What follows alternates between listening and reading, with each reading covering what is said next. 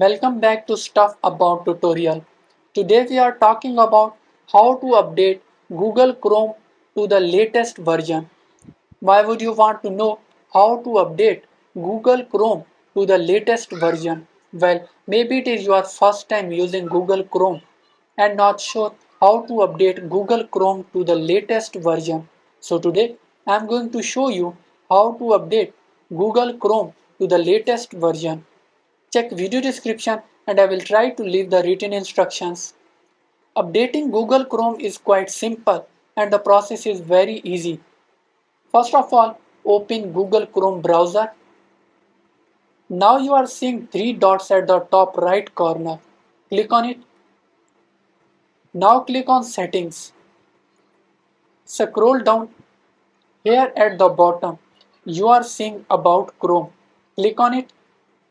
Google will automatically be updated and you will see this notification your Google Chrome is up to date. There you go.